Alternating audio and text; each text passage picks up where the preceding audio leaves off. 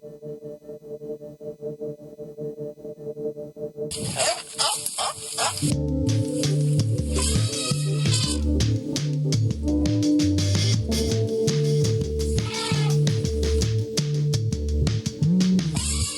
and welcome to Global Sanctuary for Elephants podcast, Global Rumblings. Global Sanctuary for Elephants, or GSE for short, is a non-profit organization with a mission to create vast safe spaces for captive elephants where they are able to heal physically and emotionally, often from very traumatic pasts. I'm your host, Nadia Mari, and I'll be taking you to the lush jungle of the Mato Grosso region in central Brazil, home of GSE's initial project, Elephant Sanctuary Brazil, where Asian and African elephants, lovingly referred to as the girls, live their best lives.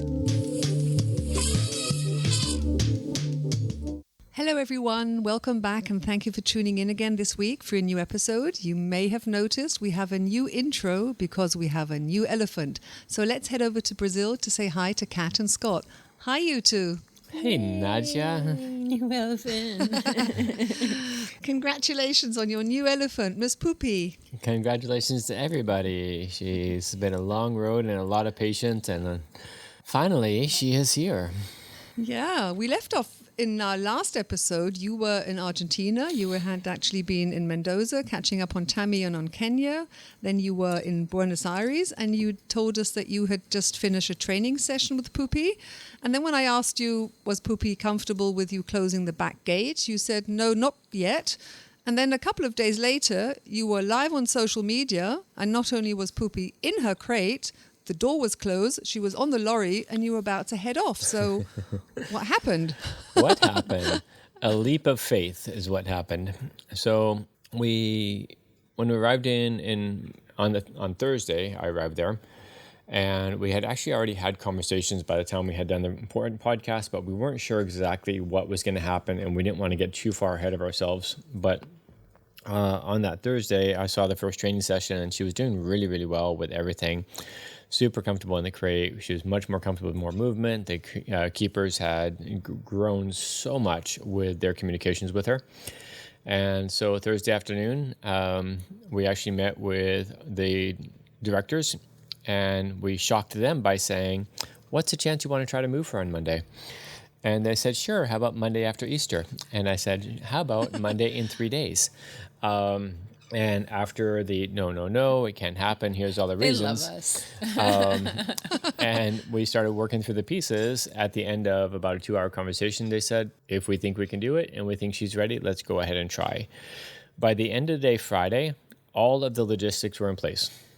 By some miracle, and by tremendous effort by Majo, Maria Jose, Tom from Foundation Franz Weber, and Dolo, who's also from the ecoparque, as well as the political head, Ramiro. Everything got pulled together. And with all the logistics falling in place, they then met with the supervisor staff of Pupy, and they all jumped on board as well. And by a next stroke of luck and miracle, when they talked to the caregivers about it, they also were all on board, and they all felt, let's give this a try. So we tried a couple of different things. We decided we were not going to close the door because the response, her fear is not about staying in the crate. Her response was the door closing. And I didn't know how we were going to be able to get over that in a short time. And looking at the long term, it got more complicated with a lot of different logistics. And so as on Friday, after everything started falling together, I told Kat, I don't know if this is going to happen.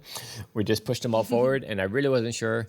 Saturday, things felt really, really good. And the Sunday, Friday, she just had an off day, but it happens. Yeah. I mean, between the care team and the elephant, you have all this stuff that feels great, and then you have one training session that doesn't feel great, and it just allows that little bit of doubt to creep in. And it crept in a big way. And I talked to somebody this morning about, you guys look at us like we have all the answers and always feels good and we always know what to do, but we don't always know what to do. You take a chance and say, maybe it's the right time, maybe it's not. And throughout all of those discussions, we always said, let's aim for Monday. And if it doesn't work, it doesn't work. And on Sunday, things were really, really good. Monday morning, actually one of the supervisors who was initially opposed to some of the changes we wanted to make during my first visit, he had a huge shift, and for 3 days I was kind of by his side as they're doing the training, because they selected, I think, 5 different people that were going to be the main trainers, because they had too many people involved. And there was just a huge shift in general with the caregiving team, the training team, how they all felt, what they were open to, so on and so forth. And I think that was the biggest change that made everything possible. And through those couple of days, we brainstormed on different options and how we were going to do it and what we were going to do, and different things with the securing her chain for a moment. And we set all of that up. And on Sunday, everyone was just like completely synced. And by Sunday afternoon, the whole world was vibrating differently. It was really, really nice. It was actually really special to be a part of. So Monday comes, and we started the training session in the morning, and thought, if she's not feeling right now, then we'll try later on in the afternoon. The first training session in the morning was about 11 o'clock. And at one point, the supervisor turned to me and he's like, "It's ready. I mean, she's ready. Everything's aligned." And he said, "There's no reason why we shouldn't try to do this." And I said, "Absolutely. Let's give it a shot." So we secured her chain for less than a minute. It was put on a hook. The door closed behind her. We took the chain off, and she didn't even push against the gate. She didn't even back, she backed up to it for a second. She didn't try to kick it. She didn't get stressed. She was so calm, calm to the point that the rest of the care team, who was off to the side, and the supervisors and the directors came over, and it's like, "Is this actually happening? Is she really that calm?" And she was. She was perfectly calm. So it wasn't about being closed in. It was about the process of the door closing, and that she had been triggered, that was triggering her. And we had imagined that if we can just get past that first trigger, that moment, and hold her still for a moment, that she'll do just fine. And certainly she did. Lovely. And then you had a 5-day road trip. Everybody who is new to the podcast, definitely recommend during these rescues, but also now follow GSE on their various social media platforms. You went live every single day, a very tired Scott. And so the trip went quite well. I think it was a little bit of a hiccup at the border, something with paperwork or... No, actually, we were going to get, because of the first schedule, was because of the time to get to the border. The idea, just like we did with Mara the time before and Poach and Guillermina, was to get to the border the night before and cross the border first thing. But because they usually get there like midnight, 2 o'clock in the morning. It's not like they're hanging out like for hours and hours. And as we've talked about, you have to clean out everything. You have to get rid of all the poop, the hay, the produce, blah, blah, blah. So you have hours worth of work essentially to do anyway. So you get there at 2 in the morning, clean everything out, get everything ready. 6 or 7 in the morning when they show up, you're ready and you try to cross the border. So we actually, in the border, normally that division of the border crossing closes. Most of the people that we need to involve is close, I think, about 4 o'clock is when things, everyone packs up.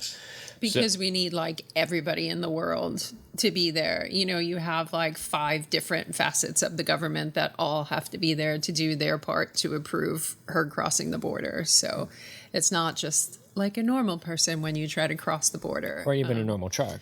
Yeah. That's a normal cargo truck that just has electronic parts. I mean, vastly different than a live animal. For sure. So yeah, you are an impressive convoy. So Tomas from Foundation Friends Weber jumped on the phone and said, "We might get there in the afternoon. Is that going to work for you guys?" And so they kept the border open. They kept everybody there. We got there a little bit later than we had hoped, but they had everything aligned, pushed us through. By, I don't know what time it was, 9:30 at night, we had gone through something like that. No, it was even earlier than that. Was it earlier? Mm-hmm. We had crossed to the Brazilian side, and we were planning to drive a little bit further to get away from that city in the city early in the morning, before the morning, and our police escort was not yet available. So that was it. Yeah, so they were coming from a different city because Foz do Iguaçu, where we are, is a big tourist city. and they didn't have anybody available to help with the first part of the convoy, which was originally they were not going to be involved. Then, because we're going to be crossing earlier, they were going to try to facilitate us getting out of the city a little bit. But they didn't have people available because it was just before Easter. So everybody was already assigned, and it was already getting busy, and the border crossing was actually really, really crowded.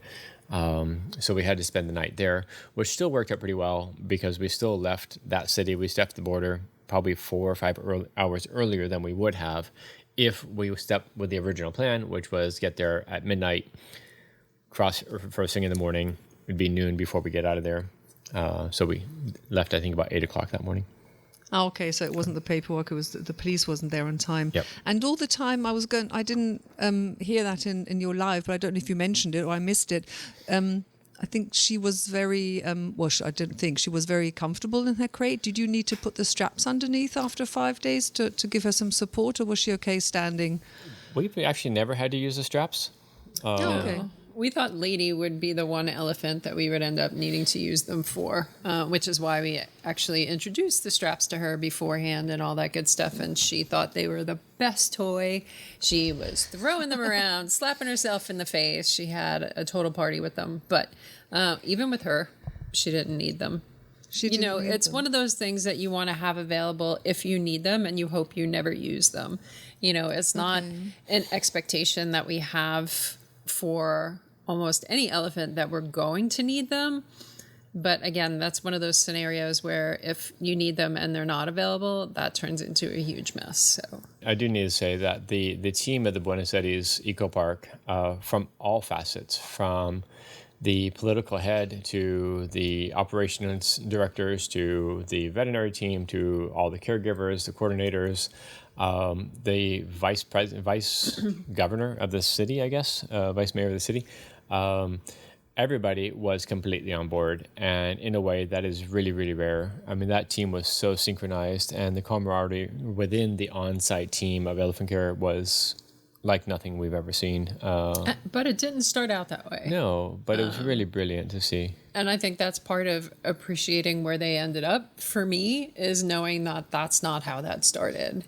People had a lot of fears, as is usually the case. They love their elephant. They don't want anything to go wrong. And of course, you can't guarantee anything in life. But, over time, and I think one of the big things for them was starting to implement some of the suggestions, and even just the small things of, if she does this, just change this, so she sees that you're listening, so she sees that you see the difference in her and you're going to respond accordingly, that it isn't just black and white. It isn't you have to do this. It is more of a communication back and forth. And I think when they started to implement some of those things and saw just how big of a difference those quote unquote small things make, I think that helped most of them be much more open to everything that was being said on our side, because they could actually see the difference that it was making, and that we sometimes actually know what we're talking about. They appointed sometimes, not all the time. But sometimes there's, hey guys, let's try something. I don't know if it's going to work. Sure. And sometimes there's reluctance, but as we move towards the end, it was a really nice collaborative conversation, and nice to watch as Kat saying how they navigated the training, the desensitization on their own in the end was really brilliant. And initially they didn't want, as anybody's walking along the side of the crate, it was really, really slow and really, really quiet, and you don't want her to know she's there, and then all of a sudden you're behind her, and it's like that would startle her. So one thing they started doing is letting her go and look. They kept trying to, initially they were holding her in place. No, look at me, look at me, look at me, look at me at the front, ignore what's behind you. But who's comfortable with that? Sure. Yeah, nobody is. So when you say it like that, they're like, oh, I guess that makes sense. So what they started doing was, there was a side door that you guys all know about, the little side inspection door, and that's like at their belly. And she would actually go back, look so he is there, say hi, and then come back to the front and be super chill. So it's just giving her that chance to go say hi and then coming back.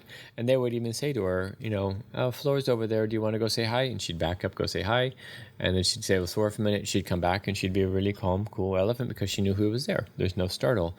Little simple things, but when they started exploring that and seeing the voice and seeing that the difference that it made, as Kat just said, it's just amazing how they evolved. And then the person who was the keeper, who was the trainer / coordinator at that moment, and I say coordinator not as a supervisor, but coordinating the steps, just did this perfect choreography with her.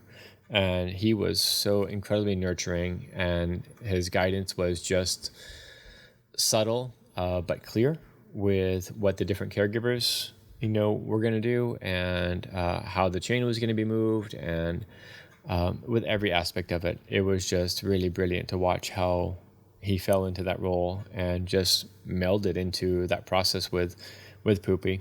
And you could, every aspect of that was palpable in the sense of the calm and the peace. And then you had a good trip. Pupy fared fantastically, a rock star, and then a daytime arrival. All your supporters loved that, but then Pupy, she loved her crate so much. I went to bed. I went to bed at midnight. She was, 2 feet were out and her head was out, and then she was back in. And I think when my husband came to bed, he said, no, she's still not out. And then I think half an hour later, she was out, but I didn't find out until the next morning. What was it, 12 hours, 12 and a half hours? No, I think it was either 7 or 8. I don't know. It was a long time. I do have to say, though, it was the first trip that I didn't really worry that much about my husband. I have a tendency, as a spouse, to be concerned. I know she gave up on worrying. I know. Diminished love. He's usually the first one up, last one to bed, always cleaning out, taking care of her, sometimes not really grabbing food at rest stops, and with all of his dietary restrictions, feeding him is relatively impossible on the road anyway. But the team really was so good. Her caregivers were so good with taking care of her at every stop and making sure that, she was fed, watered, cleaned up after. And again, Tomas making sure that, what's the word I'm looking for? I don't want to say managerial side, but all of the logistics and paperwork, he was dealing with a lot of that. Danny. And Danny on our side once they hit Brazil. So it was probably the first trip where I didn't have the phone right by my head as I was sleeping, worried that I was going to get a call. Not worried that anything's going to go wrong, but it is that wanting to feel like I am there for you if you want to talk about what's going on and blah, blah, blah. But you had a bunch of people that were actually super, super helpful. And they were really good. People really you attentive. liked. Yeah.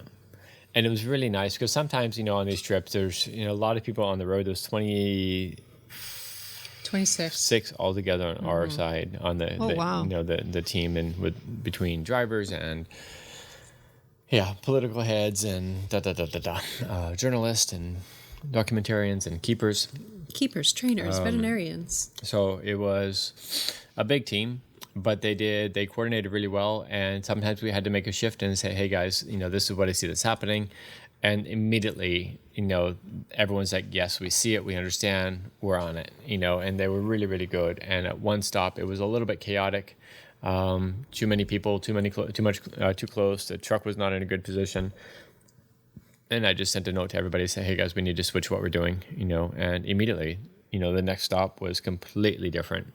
And everyone really understood what the objective was, and not trying to leave anybody to the side, but trying to respect what needs to be happening and the danger that it was creating for the people that were trying to take care of her, of just having too many people too close. And they just responded really, really well at every moment.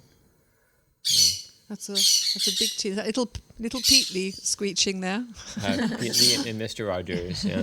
Mr. Roger Peatley. So 8 or 12 hours. I don't know. I'm sure our supporters that were up all the time can tell us exactly. I remember something about 10. I thought 10 or 11 arriving your time, so plus 6 hours for Germany. But whatever. I think she was the longest taking out. But then the transformation. So take us there before our recording time comes to an end. Take us there. The first night, the first day outside. What are you looking at me for? You go. You were there as well. I saw you. Yes, I was there. No, I just think it's a big jump. I think one of the things that, the same thing happened with P&G, with people with waiting for them to get out of the container. We get a lot of, can't you just do this? Why don't you try this? So on and so forth. And it is that, it's their first choice on sanctuary property. We talk about autonomy. We talk about how important it is to hear their voice. We talk about how important it is for them to discover who they are by having the ability to make choices for, aside from tiny, tiny little minuscule choices, for the first time since they were 3 years old, and yes, we could try some things to And we did. It's not like we just sat there. No, but there's other things we could try that would be more pushy. Sure. But there's no reason for that. We're giving her encouragement. We're giving her support. She has her staff that she loves. And if she was ready, she would come out.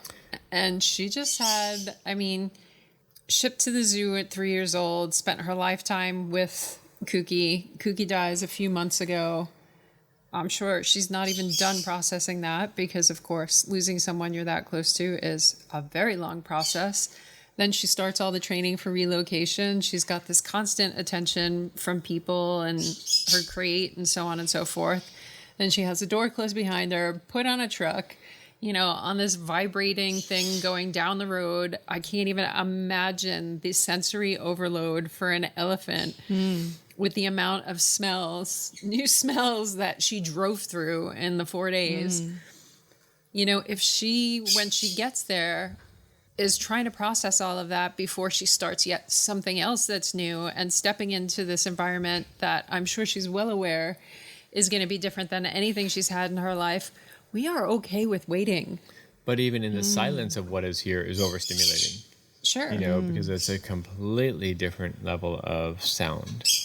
And we even joked because everybody initially was like so super quiet. They're like not even talking. It's like you could hear people breathing. And we're like, this is probably really weird for her. There's a chance she has no idea why no one's talking, why it's so quiet. Why is everybody being so awkward? And people laughed when we said it, but then at least people started talking and being a little bit more normal. And they all realize also, it's like, that must be strange. Same thing before. But I also love the level of respect that comes in that moment. Because you don't ask everybody to be quiet. They just get quiet.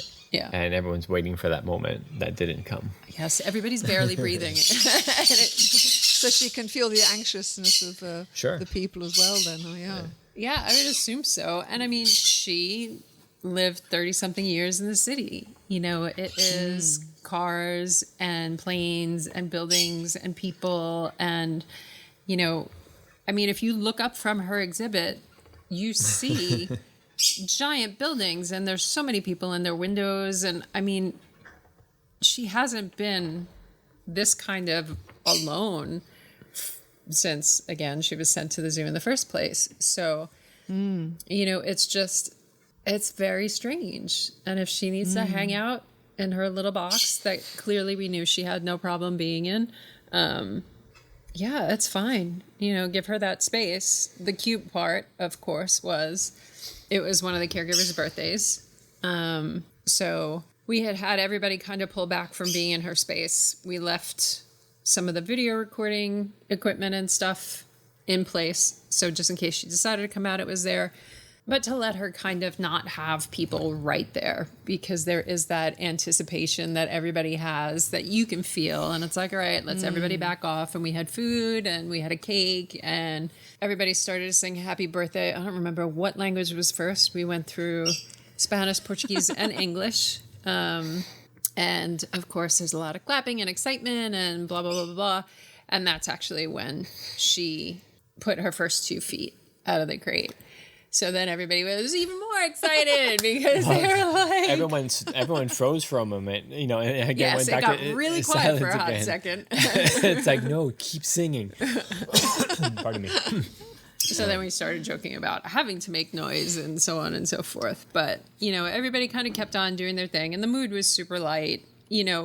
for all the people waiting. And yes, we are happy when she comes out, but there was still just that, I think there was that leftover joy of how smoothly everything went and how well she did. And of course, for a lot of people seeing the sanctuary for the first time, what this life was actually going to look like for her, that everybody was light and conversational and chatting. And it wasn't that much later that she decided to take her back feet out, which then, of course, everybody was overjoyed at. And the next day, she didn't want to go outside, but she did explore the chutes, almost went outside until it was about 7 o'clock at night, 8 o'clock at night. Yes. And then she's like, okay, now I'm going to go outside. So she went out and started walking around a little bit and exploring a little bit. And each day after, she just went further and further. Taking down trees, and almost right away. And the first tree she knocked down, we have a video of it, and she's like, "Oops!" It's really quite charming, and it was definitely a face of, "I just did that." Yeah. But I had to really laugh about the video that you shared. I think it was something with Pupy Comes for Breakfast, and it reminded me of that scene from Jurassic Park where you just see the whole forest vibrating. Of the trees tops vibrating, and you hear the thunder in the ground, and then suddenly into the camp this gigantic T-Rex comes, and I just had to, the trees were rustling and everything was vibrating, and then like Poopy just comes in. Yeah. It was lovely. Yeah, you definitely, if you can't see her and you call her, you watch the treetops to see. Because she definitely doesn't have any set paths at this point, and she is a little bit of that African elephant bulldozer mentality that, she's just going to walk, and if a tree is in her way, it's going to bump a little bit as she goes past. So, yeah, you can usually see her coming, and then you can hear her, and then she'll pop up eventually. But she's eating bark, she's breaking branches, she's using all the water trough, she's using the mud wallow, she is rumbling, she looks radiant, her skin is already improving, her feces have already changed. She holds her head much higher than she did at the zoo. Posture is very different, and I sent a picture one day back to the caregivers and to the directors and I just said, "Who is this girl?" And she just looks completely different. And I think that was after being outside for just 2 days. She just,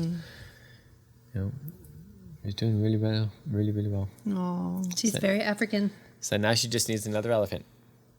Oh my God, you sound like our supporters. Stop it. Can we have I don't know, a couple of weeks without needing to give her a friend yet? Well, on that note, we have to wait anyway because Kenya needs a little bit more time. They're still making some adjustments to the crate location, just minor changes, but changing and fixing a gate and stuff. But also, we are renewing the permits. Which is actually going really, really well so far, knock on wood. Everything's aligned, so we should be able to have new permits in the next couple of weeks, and then we can, once those permits are in hand, we can settle the next steps. Fantastic. For Kenya's transfer. Okay. I would like to share something, though, if I can. Yeah, of course. We have a picture. We'll send it to you so you can put it in the show notes. This is from Tomas. Tomas he used to work at ecoparque Buenos Aires. He was coordinating a lot of the transformation and the logistics and of animal transfers around the globe. Yeah, sending all of their animals to sanctuaries. And the 900 and something animals they have sent. I mean, he was a fundamental part in many of those relocations. And as we've already talked about, that Pupy was one of the last that will be going right now because many of them are either too old or they don't have proper places for them, suitable places for them. So they are taking care of them there at the eco park. And he wrote this. He actually took the trip back by road. And the first thing he did when they got back to Buenos Aires, he went back to her enclosure. And I am going to cry. But he wrote, "The absurd amount of joy I'm feeling staring at this building, knowing that we've all ended more than 120 years of elephant captivity. Never again will these walls hold these magical creatures. I wanted to come running back to see it like this. Quiet, middle of the night, just a building now. I'm all tears." Oh. Yeah. Oh. Me too. I'm all tears. It wasn't just tears, it was boo-boo face and everything. Yeah. Oh. Oh, well, we haven't got a video podcast, so we're not a video podcast, so we won't be showing your faces. Okay. This relocation is huge. It is substantial. The transformation of the ecoparque is, we've talked about it before, it's not happening anywhere else in the world. I mean, there's rarely a time that I go into a zoo type facility and I feel at peace, and I did there. It was just felt like almost coming home because of how good it feels there because of the work that they're doing. And to be a part of this and ending that history is something that every one of our listeners, every one of our supporters, every one of our followers can just take huge amount of pride in. This is not just the relocation of an elephant. This is the end of elephants in the oldest zoo in South America. It's a huge transformation forward. Times are changing, sometimes slower than we like, but things are changing for the better for these lives, certainly for Pupy's lives, undoubtedly. And, just another step forward for her and many more minds and hearts open to what possibilities exist. Oh. Well, I'll let you go because you have another elephant to look after. Thank you, as always, for your time. And as events are unfolding so fast, as I said at the beginning, to all our listeners, definitely follow GSE on their various social media platforms. Check out the videos on Facebook if you like reading, read the blog posts or Instagram, everything, because, I think that is at the moment the most place to be to see all the current videos. And, of course, not only of Pupy, but of the 5 Asian elephants, of course, our other girls. So thank you, you two, and have a lovely afternoon. And again, congratulations on your new elephant daughter. Thank you very much. We appreciate the time to chat and sharing more with our followers and with you. And we look forward to the next time. Bye, Nadja. Okay. Bye. Bye. As we wrap up this week's episode, a reminder that you can stay up to date with current events at the Sanctuary by following GSE on their various social media channels. You'll find all the details in the show notes or directly on their website, globalelephants.org. Thank you so much for your support, and until we meet up for our next episode, take care.